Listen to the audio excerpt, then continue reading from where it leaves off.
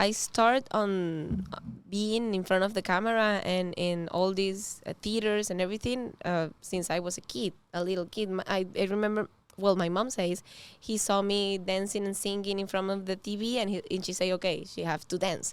So I start dancing from my, I don't know, 4 years. What style was this? In the first time, classical and the folklorical Venezuelan dancing stuff. Oh. So then I grow up. So you dance too? Yes, I used to dance. Yes, yeah. Super. It's so fun. It's so fun because I have an O1 visa, that is the talent visa, the talent work visa. And when I went to the lawyer, was like, okay, so what do you do? And I was like, okay, dance, acting, hosting. I also have some some nominations from as a producer on the university documentaries and stuff. Yeah, and the lawyer, I don't know how to put how you're gonna apply. What do you want me to say? What you want me to say? So yes, I started as a kid dancing. Then I start doing theater too, acting. Then In all of this was in Venezuela. in Venezuela from child. I start earning money for dancing from 13 years. I was just a kid, and I started doing dancing on really big events and that stuff. And then I went to a casting with my little girls. I had 16 years, and I was a teacher from dancing and modeling. So I did this casting with them. I take them to the casting, and they say, you don't want to do the casting? And I was like, I don't know how to talk in front of a camera. And they was, try it. And from that moment, I was a teenager hosting a show for kids. That was the first one. With that one, from the most important channel on the TV show from my city, not the country, my city. They called me and say, "Come with us and be I was the TV host for this kid program for 4 years. The most important of my city. So yes, I was like a public figure in my city. They say I'm the Miley Cyrus from Barquisimeto. Because then I'm right here and I start doing whatever and doing sexy pictures and everything. So they say I'm the Miley Cyrus from the Hannah Montana from Barquisimeto. Wait, do you have a big following in Venezuela? Yes, actually, all my followers are from Venezuela. Most of them, yeah. Oh, how Yeah, That's so cool. from my city. So yes, yes, we're gonna tag everything in Venezuela. yeah, maybe they will say, oh, Yeah. this is Valentina from Venezuela. Yeah. So yes, I start there. Then I started studying social communication. That is like studying media here. Yeah. Because they have in just college or do they have university. University, Yeah. okay. We don't have colleges. We graduate from high school directly to university. So there we just have one career for film, TV, PR, and it's everything in just social communications. So I start working and studying at the same time, and TV, radio, and also trying to learn the other part of the thing, backstage and in front of the camera. And that's how I graduated so fast. The career is 5 years, and I took it to 3 years and a half because I wanted to do something more. In trying to do something more, I came here. Wait, how old are you? 28. Oh. This just happened in 28 years. And I have 7 years here, almost 8. So I came here and started trying on casting and everything. I did some stuff. I also started the podcast. And I started discovering a new self in front and behind the camera, because I don't wanted to do the typical girl in front of the camera. And here is the beauty of the people in front of the camera is the same always. So I say, okay, thanks internet, I can be myself. I don't need titties. I don't need to be skinny. I don't need a cute ass. I just can be me on internet. So I'll do this, and I'll do the podcast. I start the podcast. I start doing my stuff, and I did it for a long time. And then I start working behind the camera, and I get so passionate about it that I say, okay, you know what? I have to stop the podcast and I have to start doing this, because I love this.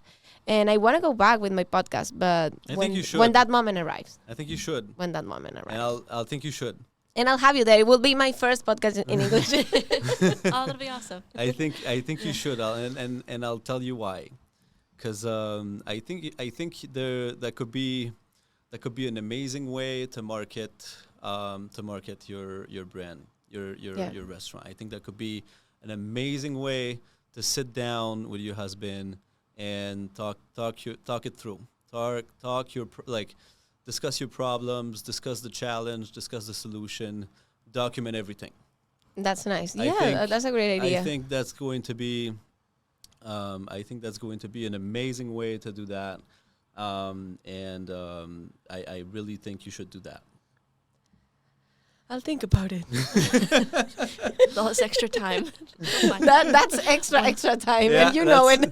That's extra time. It takes a lot But of yes, that was kind of my background. I knew Johnny here, and it was really fun because when he introduced me to one of his friends, he was like, "That's Tina. That's Tina from Imaginación. That is the name of the show."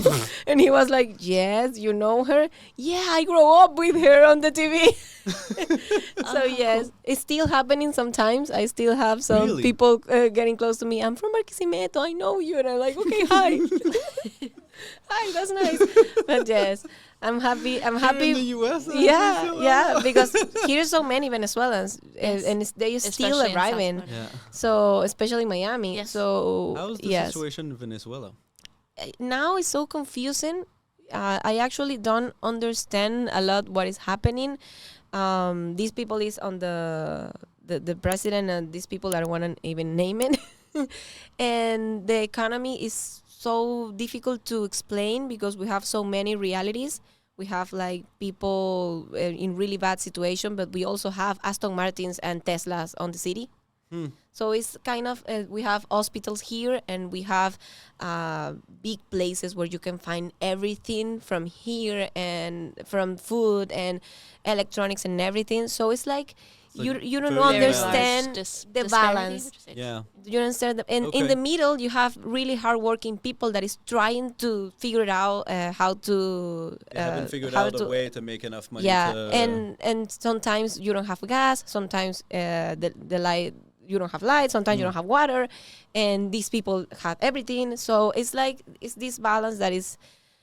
Every country has people bad and people good, but here is a really bad kind of, you can understand. Also, I don't understand the money over there. I don't know how many do you need for stuff, because you can buy a tea for $5, but you also can have a whole chicken and a whole meal for your family for $5, a whole day of food. So it doesn't have any sense. Actually, I don't know how my mom does. A different place, or it's kind of two different places, but what do you mean? It's difficult to understand, because if you go outside and eat, you can find a sandwich like ours in $25. But anyone on the regular basis earn $25 a month to have a sandwich for $25.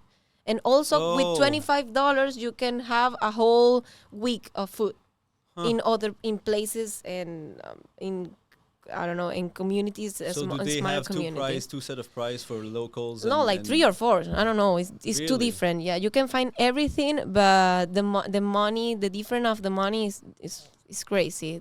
It's all crazy. All over the place.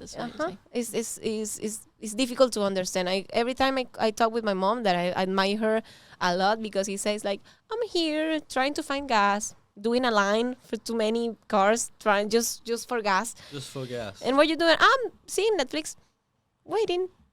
She's happy. She's like, fuck everything. I'm doing my line for gas. So this is I don't care. Do today. Sometimes I call her. Gas. No, I don't have light, but I'm okay. I'm here watching the stars. Okay, mom. Okay.